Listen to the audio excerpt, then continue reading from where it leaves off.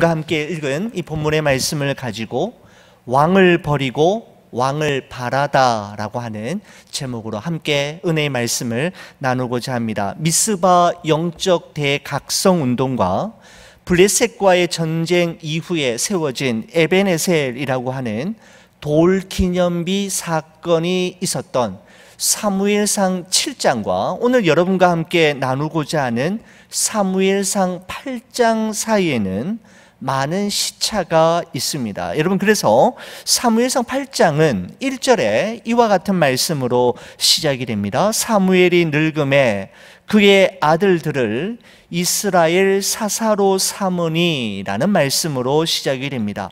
사무엘의 두 아들의 이름과 두 아들에 대한 이야기가 2절과 3절에 기록되어 있는데 이렇습니다. 장자의 이름은 요엘이요 차자의 이름은 아비야라. 그들이 브엘세바에서 사사가 되니라.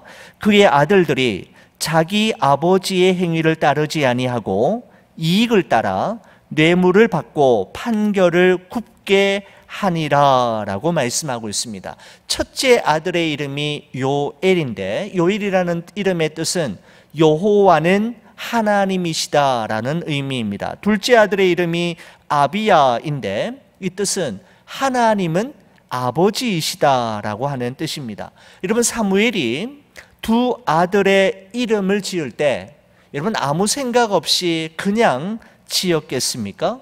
두 아들의 이름을 볼 때 사무엘은 아들들이 각자 자기의 이름에 걸맞는 삶, 하나님과 사람 앞에서 은총과 귀중히 여김을 받는 삶, 하나님을 경외하고 온 백성들을 사랑하고 섬기는 그러한 삶을 살아가길 바라는 마음으로 이 이름을 지었을 것입니다. 여러분, 그렇지만 그 두 아들의 삶은 그러지 못했음을 오늘 성경이 말씀하고 있습니다. 성경은 경건한 아버지였던 사무엘의 두 아들에 대해 평가하며 말씀하기를 그의 아들들이 자기 아버지의 행위를 따르지 아니하고 이익을 따라 뇌물을 받고 판결을 굽게 했다라고 말씀하고 있습니다. 여러분, 엘리 제사장의 두 아들이었던 홈리와 비느하스에 대해서도 성경은 이렇게 말씀했지 않습니까? 엘리의 아들들은 행실이 나빠 여호와를 알지 못하더라. 또한 이 소년들의 죄가 여호와 앞에 심히 크면 그들이 여호와의 제사를 멸시함이었더라 라고 말씀하고 있습니다. 여러분, 홈리와 비느하스 경우는 그들의 아버지인 엘리가 하나님께 인정받고 백성들에게 존경받을 만한 삶을 살지 못했기 때문에 딱히 놀랄 일도 아니지만 사무엘의 아들들의 경우는 참 마음이 아픕니다. 아버지는 그렇게 살지 않았는데 그의 자녀들은 아버지의 행위를 본받지 않았노라고 안타까운 마음으로 기록하고 있기 때문입니다. 성경은 분명히 그의 아들들이 자기 아버지의 행위를 따르지 아니하고 라고 말씀하고 있습니다. 여러분, 그렇습니다. 자녀 양육에 있어서 왕도는 없다라는 사실을 또다시 절감하게 됩니다. 여러분, 신명기 6장 4절에서 9절까지의 말씀을 쉐마라고 부릅니다. 여러분, 쉐마라고 하는 이 말은 구약 성경 전체를 6구절로 요약할 만큼 아주 핵심이 되는 말씀인데, 유대인들의 그 전통에 의하면 유대인 부모들은 아이가 태어나서 말을 하기 시작하는 그때부터 가장 먼저 아빠, 엄마의 말을 가르치기 전에 이 쉐마를 들려주고 가르치고 암송하도록 했다고 합니다. 경건한 유대인들은 하루의 일과를 시작하는 이른 아침에 이 쉐마를 암송하고 하루의 일과를 마치고 잠자리에 들기 전 하나님 앞에서 무릎 꿇고 이 쉐마를 암송함으로 하루를 마칠 정도로 유대인들에게 있어서 신명기 6장 4절에서 9절에 기록된 쉐마는 너무너무 중요한 말씀입니다. 여러분, 그 쉐마의 내용이 다음과 같습니다. 이스라엘아 들으라, 우리 하나님 여호와는 오직 유일한 여호와이시니 너는 마음을 다하고 뜻을 다하고 힘을 다하여 내 하나님 여호와를 사랑하라.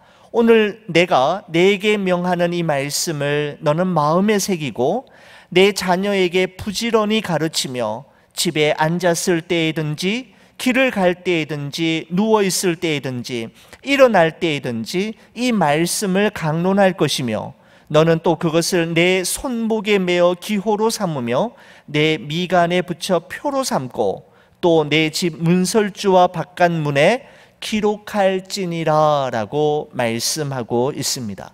여러분, 그렇습니다. 우리 자녀들에게 하나님을 사랑하고 하나님을 경외하는 법, 하나님의 말씀을 따라 살아가도록 가르치고 부모로서 신앙의 본이 되는 삶을 보여주기 위해 최선을 다하는 것까지가 우리 부모의 몫이라면 그 나머지는 하나님께 기도로 맡기는 것입니다. 우리 자녀의 일생을 우리 주님께서 꼭 붙들어 주시고 주님께서 선한 길로 인도해 주시기를 위해 주님께 맡기고 기도로 서포트하는 것, 거기까지가 우리의 부모의 몫인 것 같습니다. 여러분, 결국 사무엘의 아들들의 잘못된 행실은 백성들이 왕을 요구하는 빌미를 제공하게 됩니다. 어느 날 이스라엘의 장로들은 라마에 머물고 있는 사무엘을 찾아가서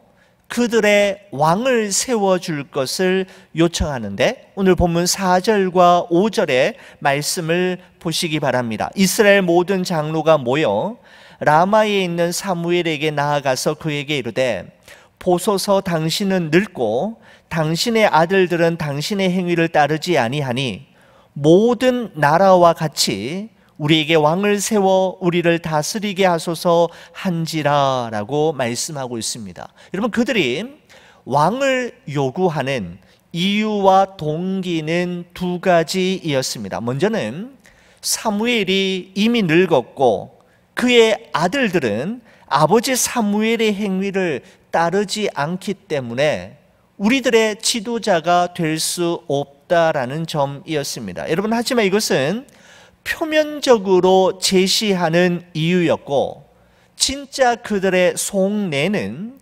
모든 나라와 같이라고 하는 표현 속에 고스란히 담겨져 있다 말씀드릴 수 있습니다.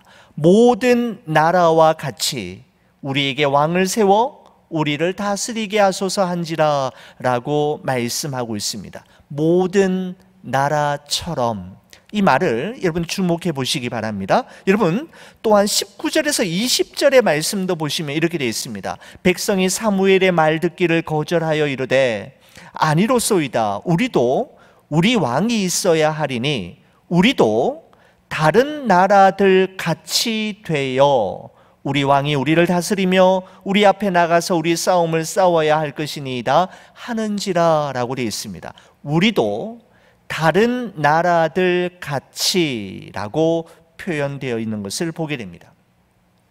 이스라엘은 하나님을 섬기기 위해 다른 나라들로부터 구별된 백성들이었음에도 불구하고 정작 그들은 열방과 구별된 나라가 되기보다는 열방과 똑같은 나라가 되기를 원했던 것입니다.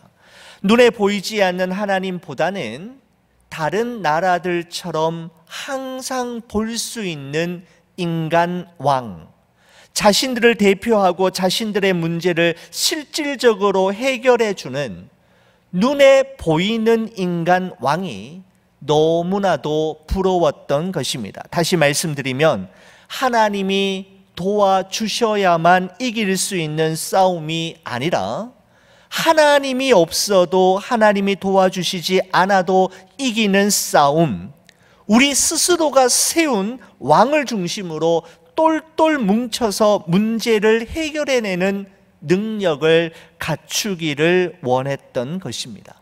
바로 이스라엘의 소원은 하나님으로부터의 독립이었음을 알 수가 있습니다. 여러분, 사실 하나님으로부터의 독립 선언은 이때부터 시작되었던 것이 아니라 에덴 동산 아담 때부터이었지 않습니까? 하나님 없어도 얼마든지 행복할 수 있고, 하나님 없이도 내 힘과 능력으로 얼마든지 살아갈 수 있다라는 생각이야말로 인류의 역사와 함께 시작되고 진행되었던 착각 중의 착각입니다.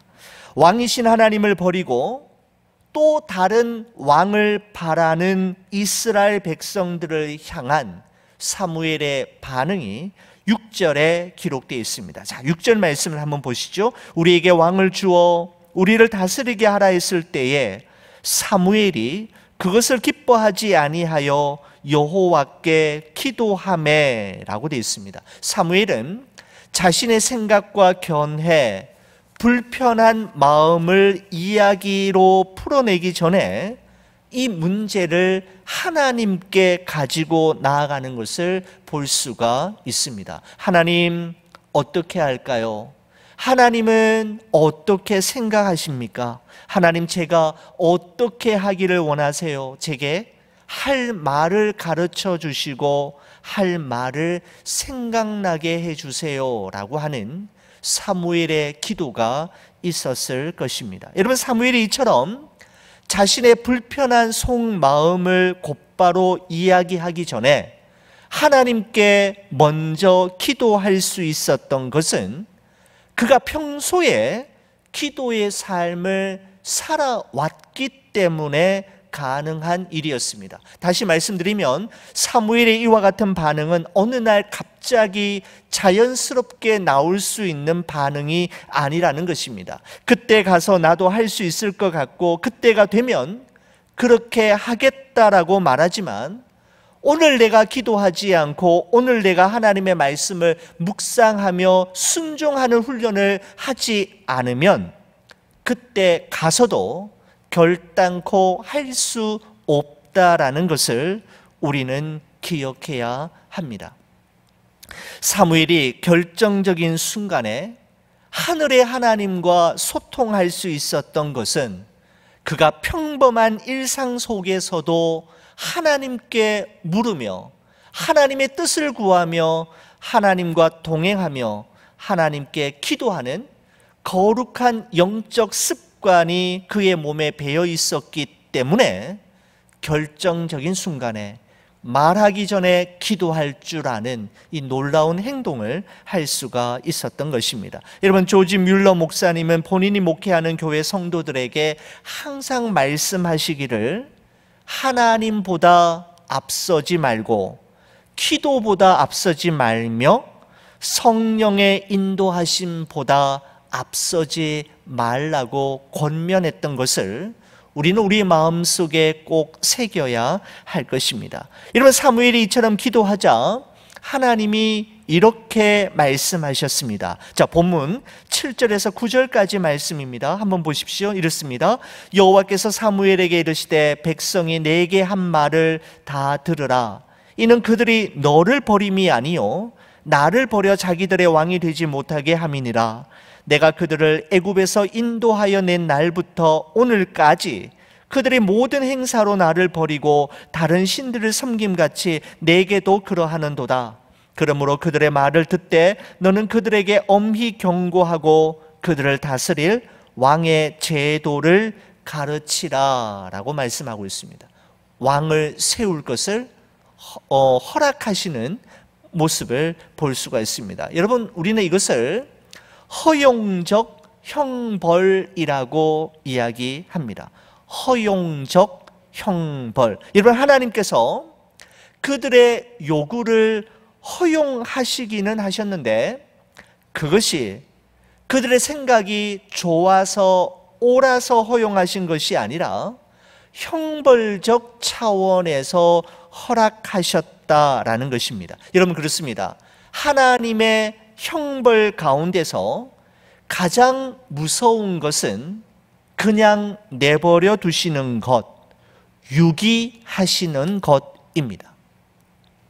여러분, 로마서 1장 24절 말씀에 보면 이런 말씀이 있습니다. 그러므로 하나님께서 그들을 마음의 정욕대로 더러움에 내버려 두사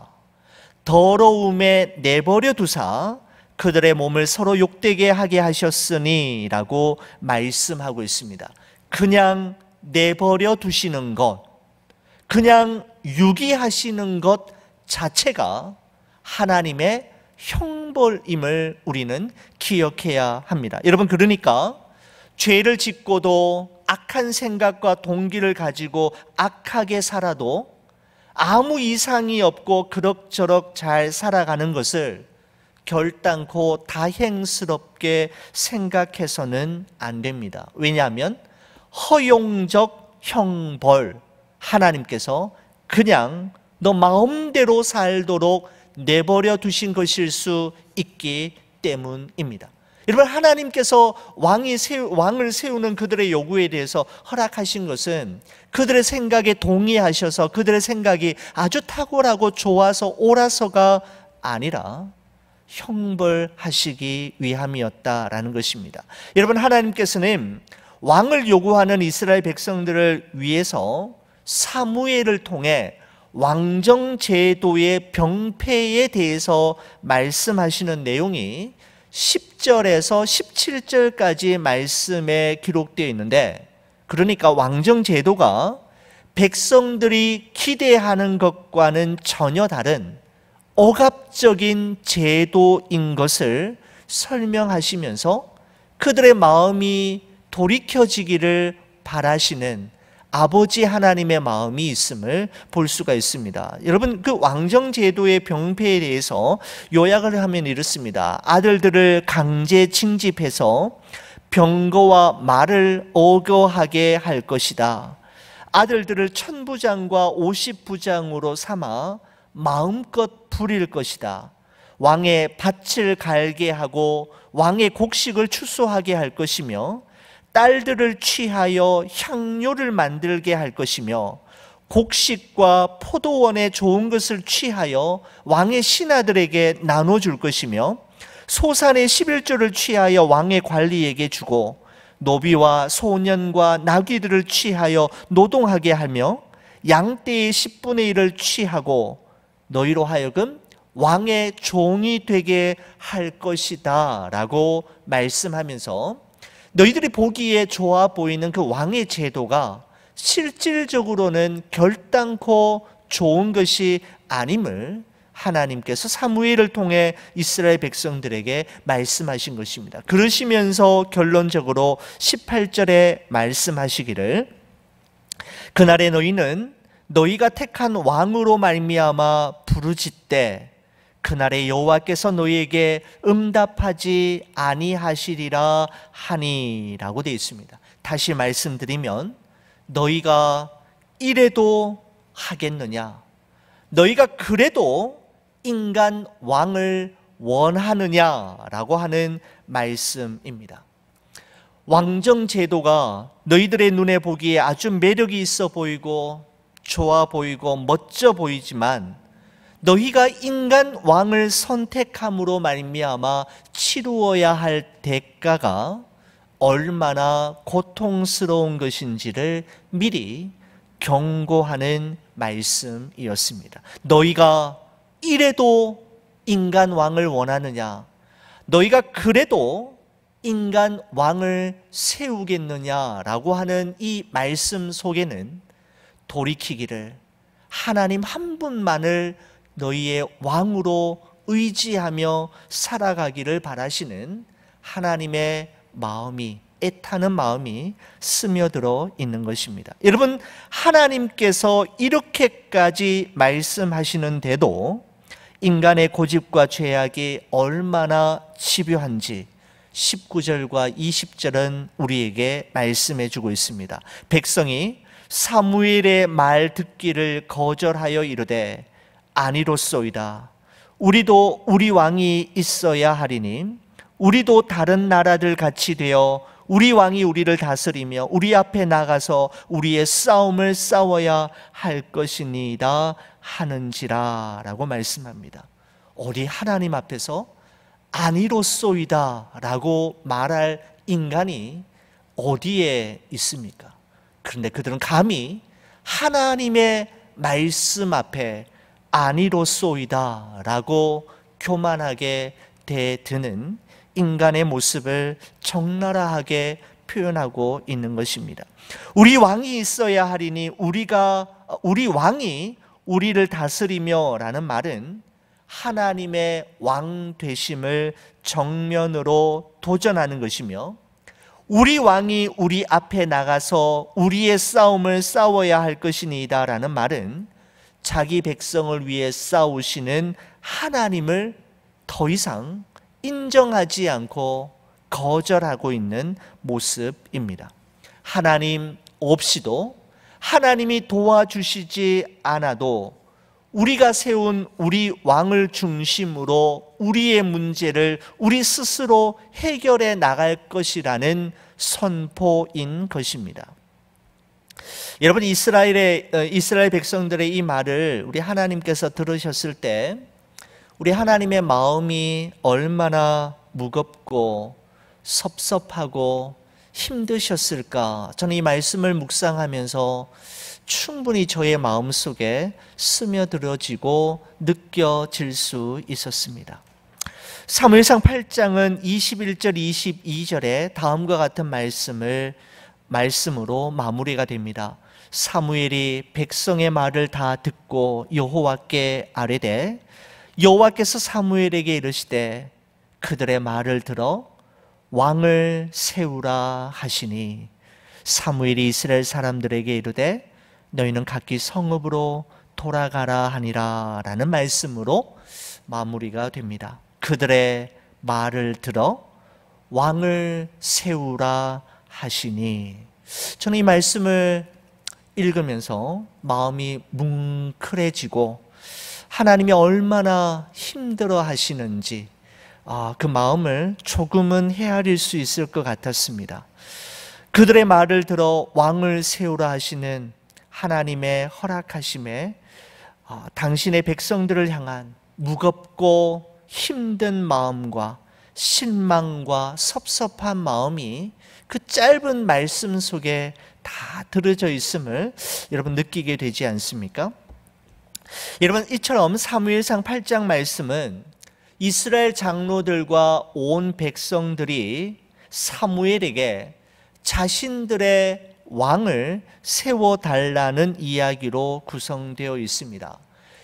여러분, 왕을 구한다라고 할 때 구하다라고 하는 단어가 히브리어로 소할림이라고 하는 단어를 쓰고 있는데, 여러분, 소할림이라고 하는 단어에서 파생된 단어가 무엇인가 하면 사울입니다. 백성들이 왕을 구한다에서 소할림이 나오고 그 백성들이 구한 왕의 이름이 바로 사울, 이스라엘의 첫 번째 왕이었습니다.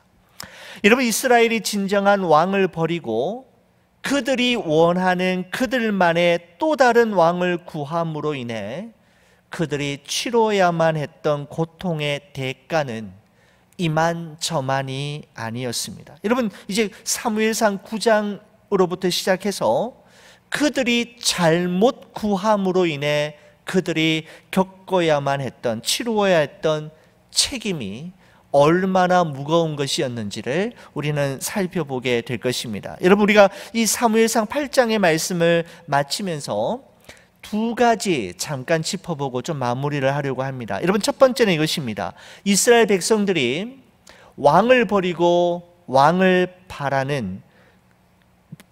요구하는 근본적인 이유는 우리도 다른 나라들 같이, 우리도 모든 나라와 같이라고 하는 표현 속에 그대로 녹아져 들어가 있습니다. 여러분, 이것은 하나님께서 이스라엘을 선택하시고 그들을 부르신 목적에 대한 배반 행위이었습니다. 출애굽기 19장 5절 6절의 말씀에 보면 세계가 다 내게 속하였나니 너희가 내 말을 잘 듣고 내 언약을 지키면 너희는 모든 민족 중에서 내 소유가 되겠고 너희가 내게 대하여 제사장 나라가 되며 거룩한 백성이 되리라. 너는 이 말을 이스라엘 자손에게 전할지니라 라고 말씀하고 있습니다. 바로 이스라엘은 하나님을 섬기기 위해, 그리고 하나님의 살아계심과 그 하나님의 역사하심을 증거하기 위해 다른 나라들로부터 구별된 나라, 구분된 백성들이었음에도 불구하고 그들은 구별되고 구분되기보다는 그들처럼 되기 원했고 그들과 같아지기를 원했던 것입니다. 여러분, 그렇습니다. 하나님께서 여러분과 저를 부르시고 하나님의 구원받은 백성으로 선택하신 것은 우리로 하여금 하나님을 예배하고 섬기며 하나님의 살아계심과 그 하나님의 역사하심을 세상에 증명하고 증거하도록 하기 위해서이었습니다. 여러분, 어떻게 우리가 그러한 삶을 살아갈 수 있을까요? 바로 거룩을 추구하는 그리스도인이 되어야 합니다. 여러분, 거룩함이라는 것은 구별된 다름을 의미한다라고 말씀드린 적이 있습니다. 구별된 다름. 세상 사람들이 교회를 보면서 교회는 달라, 세상과 시각이 달라 라고 말할 수 있을 때, 그리고 안 믿는 사람들이 믿는 사람들을 보면서 교회 다니는 사람들은 정말 우리와 달라, 우리와 가치관이 정말 달라 라고 시각과 가치관이 세상과 다름을 인정받을 수 있다면 바로 그 교회는 거룩한 교회라고 말할 수 있고 그 성도는 거룩한 성도라고 말할 수 있게 되는 것입니다.